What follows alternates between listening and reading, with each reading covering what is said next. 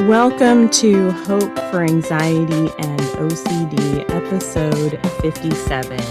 I am your host, Carrie Bach, and if you've been listening to our show for a while, you know that one of the things that we talk about are healthy relationships. And today I'm very excited to have Aaron Huey on the podcast talking about parenting your teen in crisis. Aaron is the podcast host of Beyond Risk and Back, and he also coaches parents with teens who are in deep crisis. And he's going to give us some examples of some situations that he's walked parents through who have very challenging situations with their teenagers. So welcome to the show.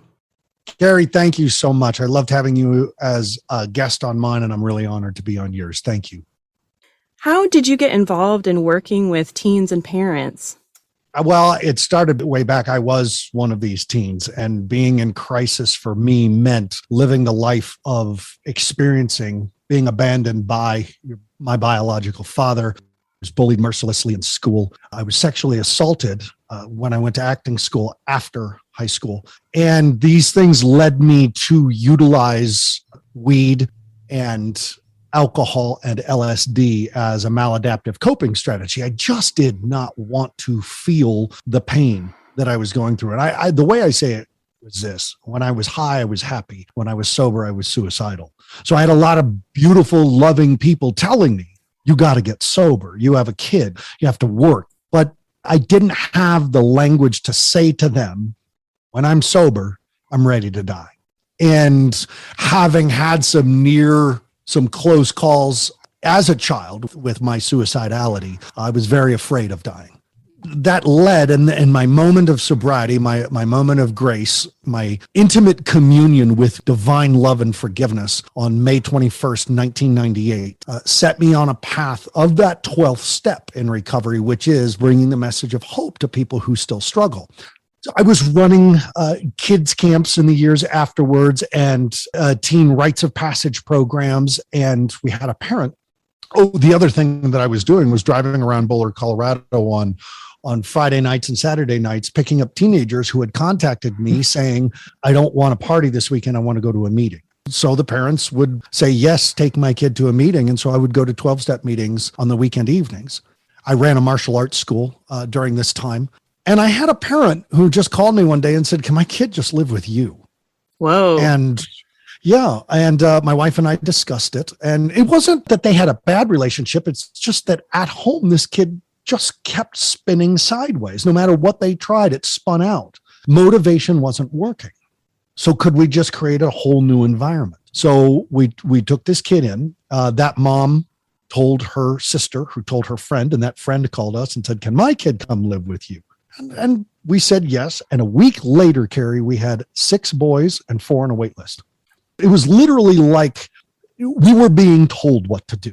And you have to listen. And the 12th step decrees that you say, I am here to give hope to the addict that still struggles.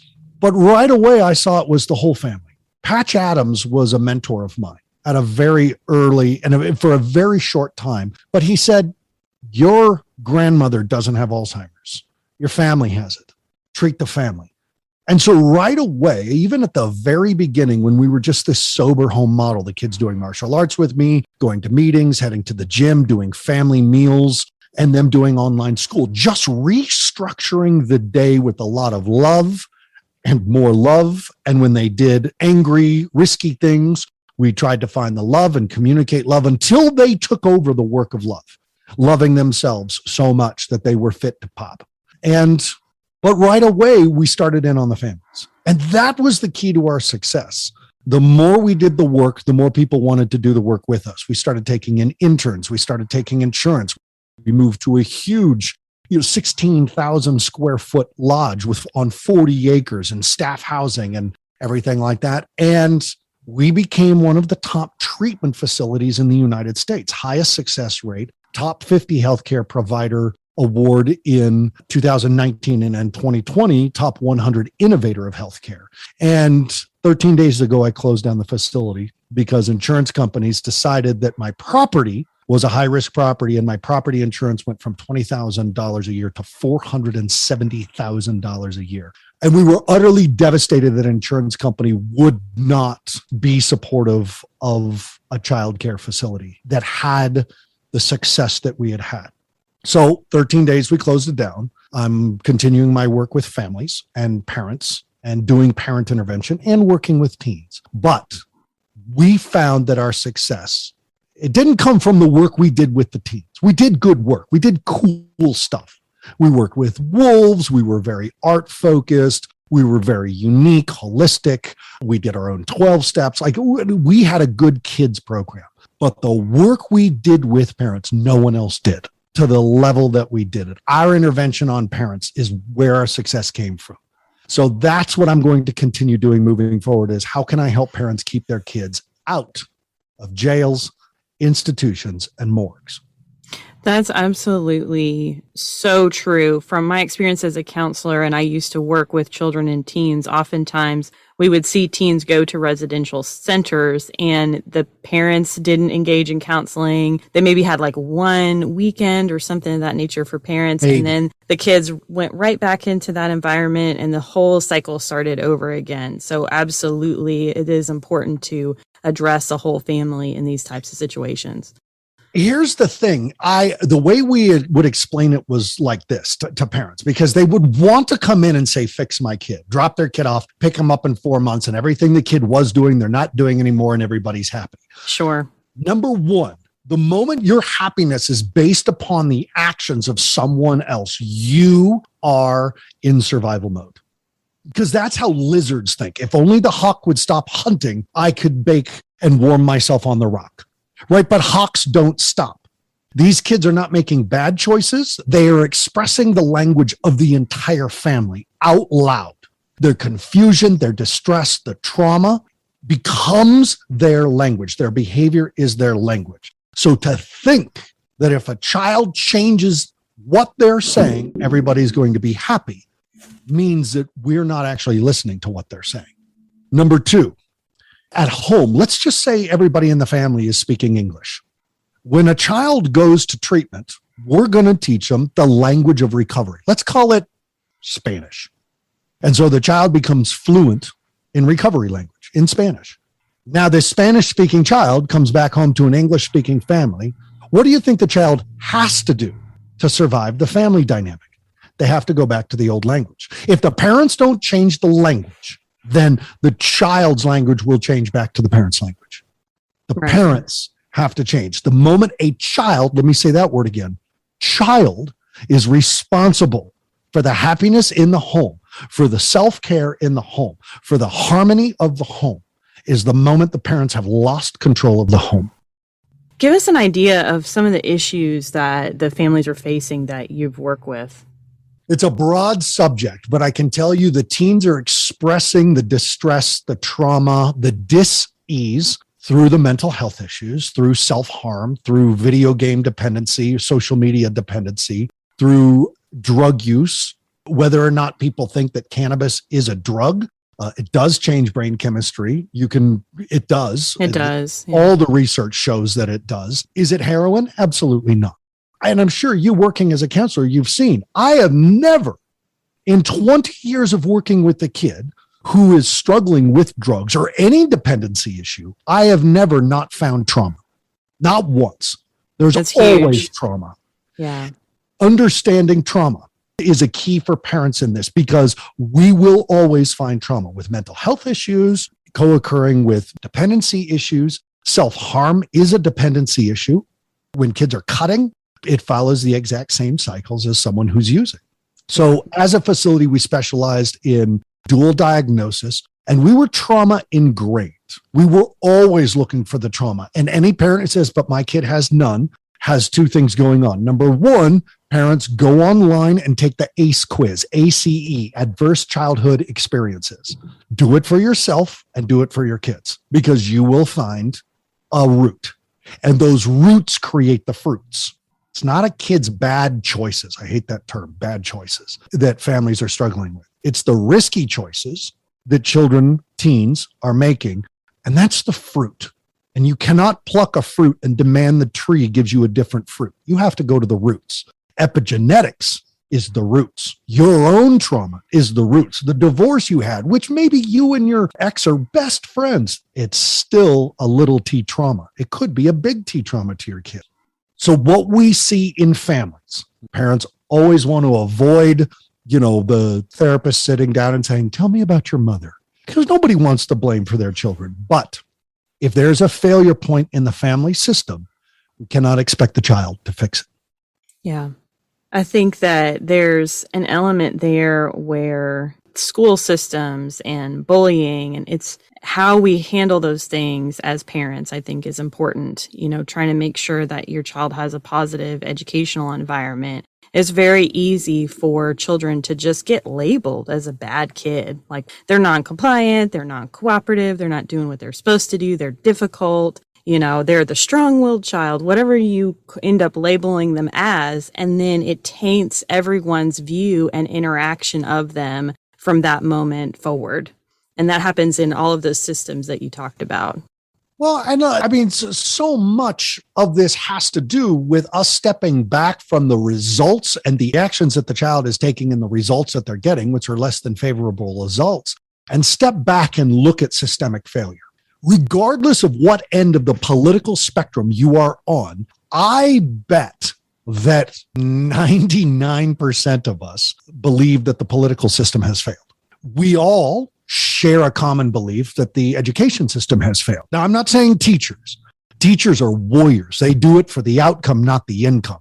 Anybody who does it for the outcome, not the income. Soldiers, ER nurses, teachers, these are the warriors of our society who are really doing it for the right reason. But the system, the political system, the military system, the things that these people are working under have failed our children. The healthcare system has failed our children and our families. These are massive systems. Now take another step back and look at how we are sitting in the midst of a global pandemic, a belief that the air you breathe, the people you love, if they touch you or breathe near you, it could kill you. And in America, 700,000 people have died from being breathed on. This is a level of fear and failure that we are living with that I have to ask the question, does anybody feel safe? Do you feel safe walking outside? We're told that violence is on the rise, suicide's on the rise, drug use is on the rise. People are standing in the streets screaming at each other. Nobody thinks they're on the wrong side of history or the wrong side of the spectrum. Nobody thinks they're the bad guy. And our own backyards are filled with weeds that need pulling. And we're wondering why 25% of the children ages 13 to 17 are displaying clinical anxiety issues. This is the result of systemic failure. Now, labeling kids bad because of how they're labeling a child bad because of how they're handling systemic failure, something that they have no recourse to change. How do we allow ourselves as adults to say that kids are making bad choices when what we see with adults is systemic failure? I think that leads kind of into the next question is we have more and more teens that are facing severe mental health issues. Yeah.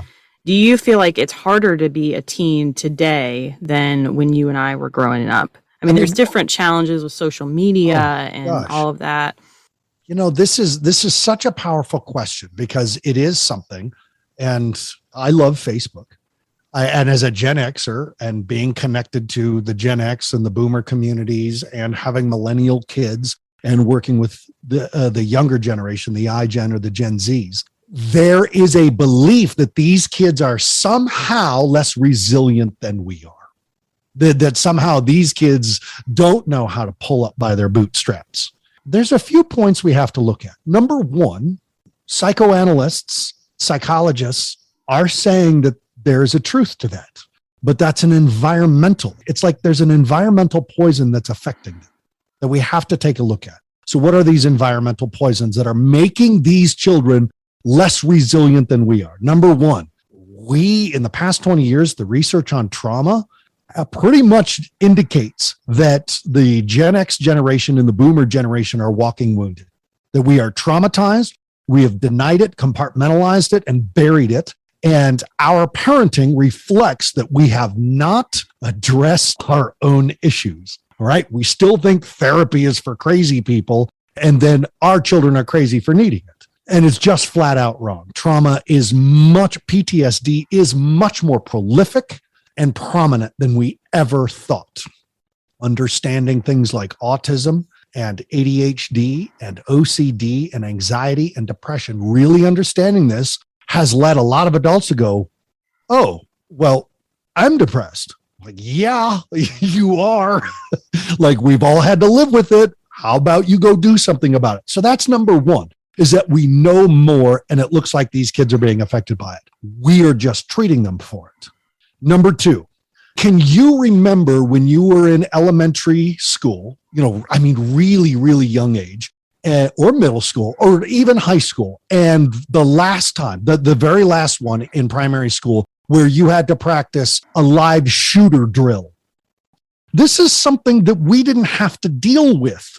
Right. And if you watch the videos of what just took place in Texas, that the kids were filming with their phones, watching the police open the door and say, everybody hands up, we're knocking down your barricade. And they pushed the barricade over. 3 police walked into a classroom with fully automatic weapons, fully loaded, fully armored, saying, is everybody okay? And when you hear the children go, yeah, you hear the trauma. Right. Because someone opened fire in the school. We didn't have to live with that. Number 3, the anarchy of the internet. Can you imagine as a child having full and total access, uncontrolled library card, limitless borrow to the Library of Alexandria?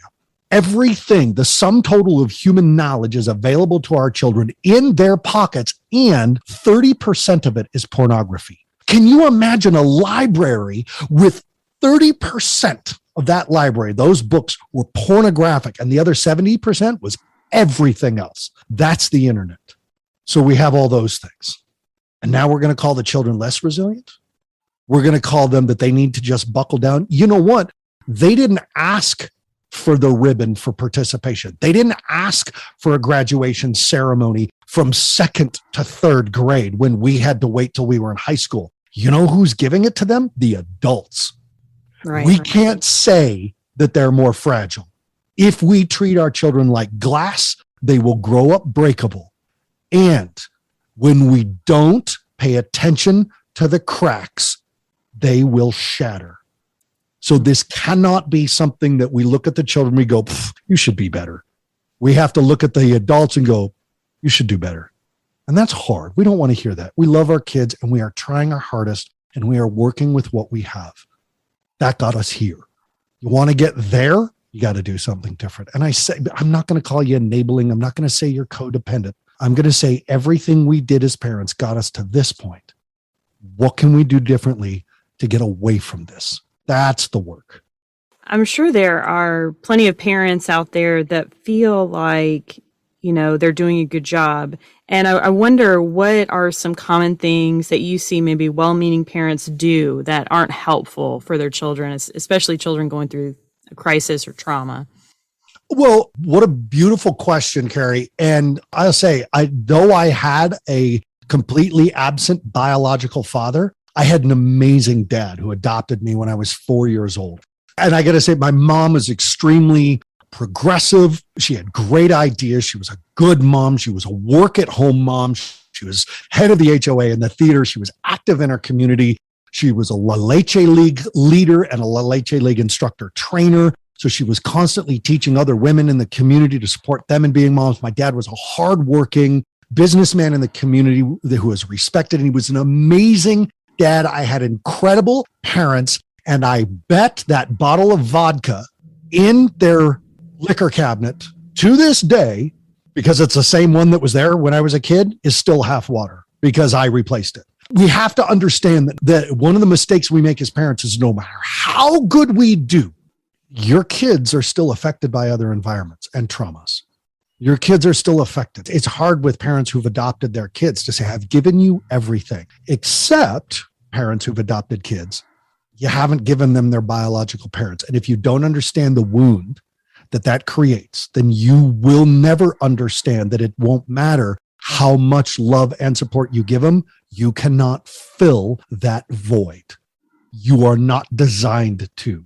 That means a different kind of work than you're doing. So that's one thing, is thinking that somehow it's something that we've done or not done is the root. And we go through the list of all the good things we've done and say, I don't understand. You're just acting out. What are you acting out for? Second, is that parents don't really do the education about mental health. When kids are dealing with anxiety and depression, you have to understand this is not about willingness. This is about capability. Depression is not a feeling.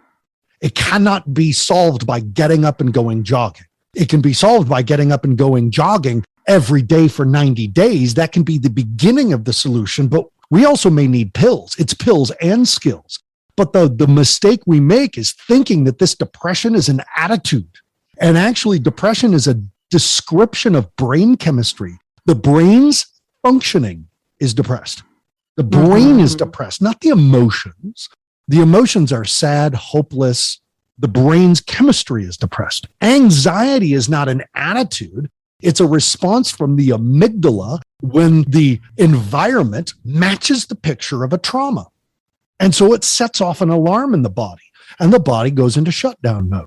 And understanding this, understanding why your kid is attracted to cannabis, understanding why your kid is attracted to cutting and what's going on in the brain, that's the work. It's not we punish because we think it's about willingness. My kid's just not willing.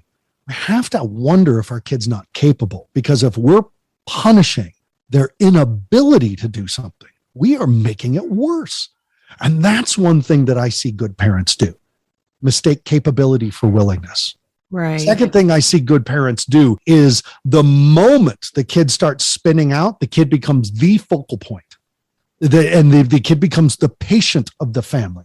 And so mom and dad are talking, mom and ex are talking, dad and ex are talking, the other siblings are talking, aunts and uncles are brought in on the situation because dad's on the phone with his mom and saying, yeah, my kid's just blowing sideways, and mom's telling dad's sister. And then everybody gets together for Christmas, and there's this tiptoeing around this kid who's struggling, and they feel it on a psychic level, and the child becomes the patient, and everybody says this child needs to change. Energetically, psychically, or verbally out loud, this child all of a sudden is the black sheep of the family. When in truth, if the parent changed the dialogue to say, this family's struggling with depression, and it's really hard on little Johnny. This family's dealing with anxiety. This family is dealing with self-harm issues. And we're all doing our work. And everybody does their work. And everybody recovers. And we say to the kid, hey, we're all going into recovery. We know this isn't just about you, that you're actually talking the family language out loud. To have that courage as a parent to say, you're speaking the family language out loud, and you've shown us a lot of things that we could do differently. And we didn't know how to do it differently. But because of you and because of how you're going through this struggle, we've realized we all have to make some changes. So we're in, and we're with you, and we're together. I like that. I interviewed someone recently who had a spouse that went into the psychiatric hospital, and she shared her story about how that really triggered up some of her own stuff. And she went to therapy to help herself and also figure out how she could support herself. But she knew that she had to put on her own oxygen mask first. And I imagine it's similar with parents. Like, they have to be willing to read the books about, depression, get some help, read some materials, learn different styles of communication, whatever it is, like you said, doing their work as well. And then being able to communicate to your teenager, I think, is so powerful, to say, like, hey, I'm in this with you. I'm learning new things. I know that I don't have it all together. I think that vulnerability as a parent is really powerful. It's amazing, Carrie, because you have perfectly demonstrated the trap we fall in as parents about avoiding the work and thinking that, reading the book about depression so that we can help our children is the work. That's actually the third thing you do. That's not the first. Right. And I love that you said that, because that is the first thing we all gravitate to as sort of parents. My kid's got anxiety. I better get online and learn about anxiety. And we study and we print out articles and we call our spouse and we call our moms and we dig and we give the article to our children. We are still making the child first. We are still totally and solely focused on this child. The first thing we do as parents when our children starts to struggle, if we find out, God forbid, we find out that something has happened to our daughter or our son and they have been sexually assaulted, they're being bullied at school. The first thing we do is like, what can I do for them? And we think that's good parenting. But what we forget is that when our child has a suicide attempt, we are traumatized. Right. That's huge. When we are traumatized because of something that happened to our kid or something that our kid does, they steal the car, they wreck it, they total it. The police show up and they are smashed out of their mind on drugs. And we had no idea they were even using. You are traumatized. Now, what you're doing is parenting from that place. And when we are traumatized, what happens, we stop sleeping well, we stop eating well, we stop drinking water, we stop moving our bodies, and we stop breathing on purpose. And if one of those things slips, if one of those things goes away, the other four will follow. Because it is a domino of biology. The moment I am not sleeping, the moment I am not eating, right? My blood sugar levels are crashing up and down. I have coffee because it's morning. I don't eat until 1 o'clock and I have a total sugar crash. So I eat, and what am I craving? I'm craving something that's going to jack my energy right back up. So it's a lot of carbs. And so I jump right back up and I'm just on this roller coaster of blood sugar. And I'm not drinking enough water. My system is no longer lubricated. I'm coffee and I'm soda and I'm energy drinks and I'm doing whatever to sustain because I got to be there for my kid. I got to do the right thing for my kid. And I'm not sleeping that night because my system's all jacked. And now I'm supposed to come up with a good consequence that's actually going to focus my kid on their strategy and not my emotions. There is no way to be a good parent from a bad place. You cannot accidentally parent your child out of crisis well. You have to do it on purpose, which means, number one, parents, you take care of yourself first. You do the Fab Five: sleep, drinking water, eating nutritious food, moving your body, and even if it's only one, even if it's for an hour, I don't care, breathe on purpose, not accidentally breathe through the day, but actually go, whoa, Aaron, you are not breathing. You know what? I just practiced self-care. Yeah. Now, the second thing I do, more important than now running to go parent my child, the second thing I do is I tend to my adult relationships because children cannot relate to my emotional experience. Children cannot relate to my level of fatigue, fear, anger, or anxiety with what's going on in my home. I have to find other adults who relate. And I've got to be with those adults. I got to join a support group. I don't care if it's on Facebook or if it's in your church basement. You join a group and you find other adults in your community who are going through what you're going through. And if you can't find them, start one. Be that parent who says, hey, I need other parents who are struggling with kids, and call it Parenting Teens That Struggle. I don't know. I just made that name up. That's the name of my group on Facebook, folks. Join me. But just start it if you can't find it. Now, I'm also talking about your marriage or your exes, your parenting partners, your loves. You have to tend to your adult relationships because that's your support system. You got to go vent with your husband and be like, this kid, I'm going to blah, blah, blah, blah, I can't take it anymore. And your spouse goes, that was intense. Are you doing okay? I'm just listening. I'm just being here. Don't expect my feedback in this moment. How you doing? And you've got to have these huge fear, frustration, anger, and anxiety and fatigue experiences with another adult. So self-care first, adult relationship care second. Now you're ready to go parent. You have really hit the nail on the head there. We have to have an outlet for our intense emotions when we are dealing with someone that's going through crisis, meaning that we're experiencing the crisis and the trauma ourselves. Like, this is real work. And I think what you're saying is a lot of people, they focus the same level of energy, but they're focusing on the wrong areas. And if they'd disperse some of that energy towards themselves, towards healthy relationships, then they will have that energy that they need to give to their child. But it won't be like this overwhelming, overarching, smothering, we got to fix you energy, because they'll have dispersed some of that. The anger, fatigue, fear, anxiety, frustration that we bring to our parenting forces the children to focus on our emotions. Emotions aren't leverage. Emotions are not consequences, especially when our kids become teenagers. We have big, huge emotions. A teenager could beat you in that game. They can go way over the edge. You have big tears and hollering voices, and all of a sudden they call you a name that you have to go look up. You suddenly find yourself on Urban Dictionary going, wow, that's what that means? Geez, that kid was, I'm devastated. I'm not saying you can't have emotions. I'm saying you can't use those emotions as consequences. You can't leverage those emotions to get your child to focus on their strategy. That's what consequences are supposed to do, is to get the child to look at what they're doing and go, well, that didn't work. But see, if your emotions and you give me your phone, they're not going to focus on losing their phone. They're going to focus on how you took it. The truth is, when I coach parents, I care less what the parent does and more how they do it. Because look, there's two ways to take a child's phone. Well, there's actually 1,000, but I'll give you two choices. There's this way. I can't believe you did that.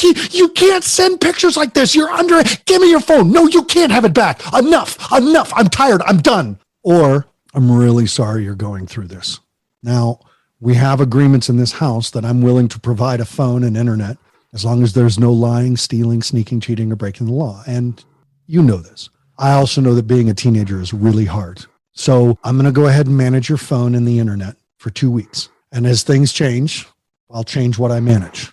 I'm really sorry. I love you. And I know you're going through some rough times. Now, on both of those, I'm taking the phone away. On one of those, before I ever talk to my kid, to have that level of voice, that level of calmness, that level of connection before correction, alliance before compliance, to have that, I have to have been resourced.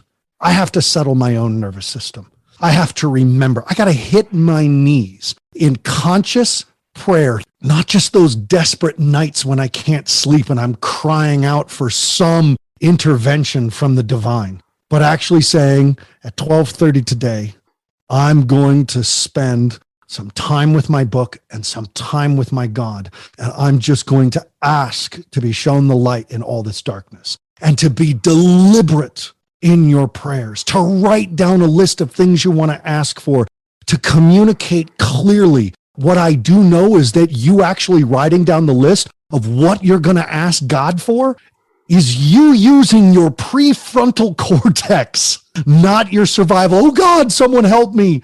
You have to come out of survival mode if you want your kids to thrive. Right. You cannot accidentally parent your child out of crisis. It does not, never, ever, no how, no way work. Tell us about how people can find and get in touch with you. I have a few freebies I want to start with. First and foremost, Carrie, thank you for the opportunity to talk to your moms and dads, the people listening to your podcast. I really appreciate the opportunity. Parents, I have a free Facebook group called Parenting Teens That Struggle. I moderate it. My daughter moderates it as well. I have some other therapists that I really know, like, and trust who are on there. Vani Dilger, Kaya, and you got to see Kaya on Notes by Kaya on Instagram. She's awesome. And Carrie, if you can get her as a guest, she is a wonderful, wonderful woman. And this is just, I have 1,600 parents on there who are just supporting each other. And these are parents who are in pretty deep crisis. And it's just a place to go up and email and go, here's everything that's going on in my family. Oh my God, I'm so embarrassed and no one else is going through this and I'm terminally unique. And 15 to 30 other parents will go, oh no, that's exactly what I'm going through. And that's the moment of tending to yourself and tending to your adult relationships that you go, oh, thank God, I am not alone, because you're not. Parenting Teens That Struggle on Facebook. I post videos, I post podcasts, I answer questions, and other families engage with what you're going through. The second thing is my podcast, Beyond Risk and Back. This is for the parents of kids who are really struggling. And this is where I interview the experts, people like Carrie, to talk about OCD and anxiety, to come on and give you their advice. So not everything's coming from me, but I'm just a conduit where the experts can speak through my medium. And I have learned so much from people like you, Carrie. And I know in our show, I called you as like, I got to know about OCD because there's, oh my God, I'm so OCD. And then there's OCD. And right. OCD is devastating to watch anybody that you love go through. And to hear from you, to give you to my audience, to have my audience go, oh, okay, now my kid's just a little type A. Peculiar. Yeah. Yeah, peculiar versus my child is counting steps to the door. And if they don't get the right steps, they go back. And, this is interfering. This is dysfunction. Right. So beyond risk and back, parenting teens that struggle. And then third, if you go to brabapp.com, BRABAPP, BRAB stands for beyond risk and back, brabapp.com, for the same cost as a week's worth of coffee, I put up 56 parenting sessions in a red, yellow, and green course. And you can take the classes. The red is the deep crisis, the yellow is the at risk, and the green is things are going good, but man, they could be great. This child is a world changer. What do I have to do as a parent differently to inspire this kid to the next level of expression and connection with the world? So all of these are everything that I have ever taught a parent. And I made it extremely affordable because I want every parent to feel supported, not just the ones who can afford treatment. And let's be clear, folks, treatment is expensive, mentally, physically, emotionally, spiritually, and financially. So let's try changing the home before we go ask the kid to change so that the home can feel better. That's the backwards way of doing it. So towards the end of every podcast, I like our guests to share a story of hope, since this is called Hope for Anxiety and OCD. And so this is a time in which you received hope from God or another person. On May 21st, 1998, I stopped using drugs and alcohol for good. On May 20th, 1998, I hit my knees and I asked for a miracle. I had been a minister since 1996. I've had a very colorful spiritual life. But despite my promises to God, despite my promises to my daughter, despite my promises to who became my ex-wife, I loved drugs more, to the point where the shame and the guilt forced me to my knees. And I said, I can't stop. You have to stop me. I'm not going to quit. You have to make me quit. And I'm asking for a miracle. I'm asking to be shown that there's something outside of this, because otherwise this is going to kill me and I'm slowly dying. You have to bring me back to life. The next morning I got up and I went to work and I got in my truck and I got high as I was driving to work and my truck died. And my parents lived out in the country outside of Longmont, Colorado. And so I had to walk about 1.5 miles to get to a phone so I could call my dad to come pick me up. So I got my drugs and I got my paraphernalia and I started walking, leaving my truck on the side of the road. And up ahead on my left, as I was walking down this dirt road, was this small, and it's the quintessential picture in your brain of an old country church, right? Little white buildings, single room, steeple and cross in the front. Quintessential Norman Rockwell painting that you could imagine. And so I'm walking towards it. I hear this noise. And I know what's coming, and my heart starts pounding. I know that I'm about to get what I asked for, which was the end. It was my personal Babylon was showing up. And as I'm walking, I'm getting closer. I'm staring at this church, trying not to look at it. And it's just, and it's getting louder and louder as I'm walking toward it. And I'm terrified. Because all I did was say, stop me. And now I knew that I was about to get stopped. I'm standing across the street from the driveway to this church, and the noise is now like the worst scratching TV fuzz, and it was so loud. And I turned and looked, and Christ was standing there. And he said, you can put down the drugs now for the rest of your life and never look back. Wow. And the feeling of love and forgiveness that I experienced in that moment, the overwhelm of pure unconditional love, the thing that I had always been searching for and had never found. It just washed me. And I took my drugs out of my pocket, and Carrie, I swear on everything, that bag hit the ground and a wind went and blew it out. I threw my pipe in a ditch and I burst into tears, and the noise was gone and the experience was over, and I walked. And if that was the end of the miracle, then this would be a nice short story, but I'm going to have to take you deeper into what happened next. So I go and I hit the phone My dad comes and picks me up. I get home, I call work, tell them I'm not coming in. They're not surprised. I'm absent all the time because I'm always high. And I go up to my room and I call the Triangle Club, the 12-step group there in Longmont, Colorado on Main Street. And I had called them 2 weeks prior and the line was busy. And I promise you that I took that as a sign from God that I was overreacting and that drugs weren't that bad, right? I had lost my home, custody of my daughter, my marriage. I was living either in my parents' house at 28 years old or I was living in the back of my truck, and drugs weren't that bad, right? That's how insane this thing is. But this time when I called, that the night of that first experience, May 21st, I called the 12-step and somebody answered on the first ring and they said, Triangle Club. And I said, when's your next NA meeting? I think I'm an addict. And the guy said, where are you? I'll come get you. And I said, don't do this. And he goes, it's okay, man. And I said, don't you say it. I'm not ready to hear it. And it got all quiet. And he said, I love you. It's okay. And I said, I can't do this right now. And he goes, every hour we have a meeting. If you need a ride, someone will get you. And I hung up the phone on him. And there was that love of a stranger, somebody who didn't know me, didn't know my past, and he was willing to say, I love you. Wow. So then the next morning, I wake up and I go downstairs and I've decided I have the day off, so I'm going to a meeting. And I go downstairs and my parents are watching TV. And I kid you not, they're watching Clean and Sober with Michael Keaton. And wow. I sit down on the couch and I'm like, I can't believe this. And like, this is the sustained miracle and I'm exhausted.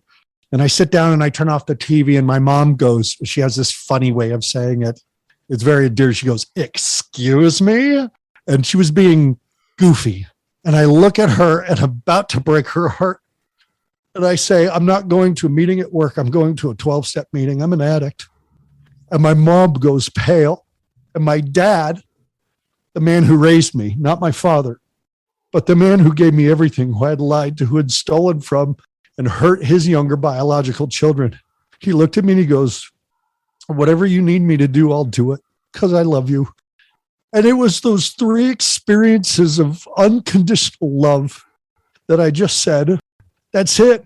That's what this is about. I don't love me, but everybody else does. And this thing that I've always been seeking for has been seeking me.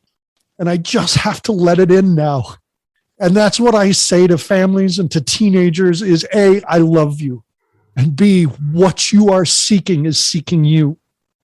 And that was the miracle I got on May 21st, 1998, and then on the 22nd. The miracles continue. A biker who yanked me back into my chair at the 12-step meeting, who told me to sit down and shut up for once in my life and maybe I'll learn something, who became my sponsor. And the police officer that pulled me over after my first meeting and said, you know, who I told him it was my first meeting. It was the first time I didn't have drugs in my vehicle in 7 years and I didn't have to lie. And he looked at me and he saw the big stack of 12-step books in my truck and he goes, keep going back. It works if you work it and you're worth it, which is what we say at the end of every 12-step meeting, which told me he was a member. He understood. Yeah. And 23 years later, the miracle still continues. And that's been my life for 23 years. I was born 23 years ago.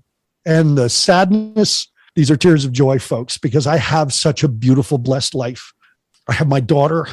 I have a son. My ex-wife and I are friends. I love my parents and they did so well. My brothers and I get along. My business is successful. And all I do is the 12th step. I bring the message of hope to people who still suffer. Yeah. Aaron, that's such a powerful testimony. It's just amazing. I don't think we can ever underestimate the power of unconditionally loving another human being. And when we bring in that unconditional love to someone else, we are showing them the love of God that God has, showed us. And so many times, tries to get our attention and we've ignored. And then, like you said, you have to allow it to come in to your, it's there for you, understanding that unconditional love and acceptance is there for you, but you have to let it in sometimes. Man, that's That's amazing. Thank you so much for sharing the story and going deep with us on that. If there's one thing I can say, I've not met the devil, but if the devil is here on earth, it's addiction. It's that only people in addiction understand how far the devil can take you down. Loving when things are going good, loving an addict who struggles, loving your kids. Those two things are, when things are easy, when things are good, love is easy, love is good. But when you're standing at the gates of hell, love is divine, and it's the hardest place to find it. Yeah. Well, I just appreciate you sharing just all your wisdom for parents that are struggling, that have teens in crisis, and hopefully this gives them some hope and some ideas that things can turn around. And yeah, just thank you for being here. Wow, that was probably one of the most powerful stories of hope that we have had on the show. I'm so glad that Aaron came and shared that with us. I know Aaron spoke of a show that we recorded together for his podcast and wanted to let you know at the time of this recording that hasn't come out yet. Just in the nature of podcast recording and how we batch episodes, I believe mine is going to be coming out before his. When that episode does come out on OCD, I will link it to this episode so you can listen to it. Aaron asked me some really great questions about OCD, and it was a super great experience to be on his show as well. So check the show notes here, or we'll also be posting it on social media with links from our Instagram and Facebook pages. You can always follow along on either of those pages for the most up-to-date information about our show. And hopefully it's a way for you to receive a little bit of a daily dose of encouragement. Hope for Anxiety and OCD is a production of By the Well Counseling in Smyrna, Tennessee. Our original music is by Brandon Mangrum. Until next time, may you be comforted by God's great love for you.